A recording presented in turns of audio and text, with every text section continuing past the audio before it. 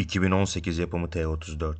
Başrollerinde Alexander Petrov, Vincent Kiefer, Viktor Dobronravov'un oynadığı bu filmde esir düşen yetenekli bir Rus tank komutanının hasarlı bir T-34 tankını gizlice tamir edip mürettebatı ile birlikte bir Alman eğitim kampından kaçışını konu alıyor. Mermilerin zırhtan sekme ve slow motion sahneleri tam bir görsel şölene sahip.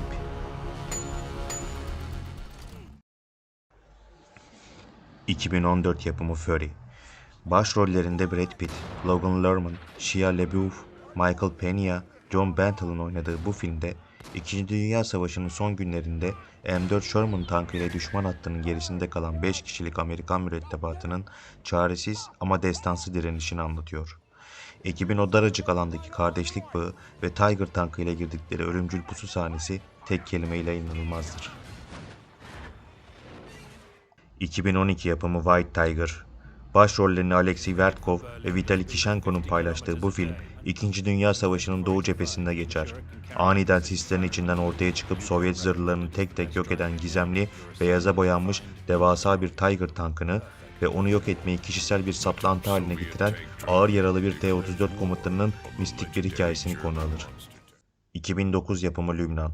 Başrollerini Osri Cohen, Yahu Donat, Itay Tiran ve Michael Moshenov'un paylaştığı bu film, 1. Lübnan Savaşı sırasında geçer ve filmin tamamı neredeyse bir İsrail tankının içinde geçer. İsrailli mürettebatın kullanmış olduğu bu tank, İngiliz yapımı Centurion tankıdır. Dış dünyayı sadece periskoptan ve nişangahtan izleriz. Savaşın yarattığı o klostrofobik korkuyu iliklerine kadar hissettiren bir filmdir. Bu arada bir dipnot. Kahrolsun İsrail, yaşasın Filistin. 1943 ve tekrarı 1995'te çekilen Sahara filmi.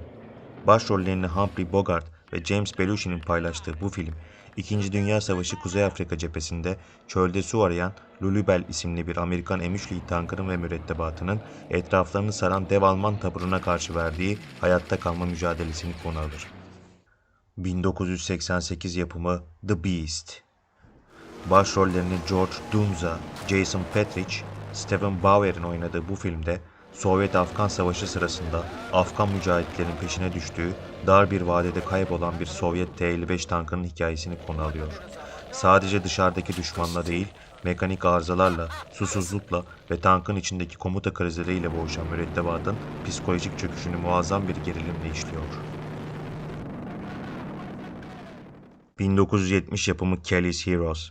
Başrollerini Clint Eastwood, Telly Savalas, Don Rickles ve Donald Sutherland'ın paylaştığı bu film, düşman hatlarının gerisindeki bir bankada yatan altınları çalmak için modifiye etmiş oldukları Sherman tankıyla yola çıkan bir ekibi anlatıyor. Aksiyon ve soygun temalı çok eğlenceli olan bu klasikte Donald Sutherland'ın oynadığı deli dolu Sherman komutanı karakteri unutulmazlar arasında yerini almıştır. Bu filmlerde gördüğünüz tankların da olduğu World of Tanks oyunundaki savaş videolarımı ve daha fazlasını kanalımda bulabilirsiniz.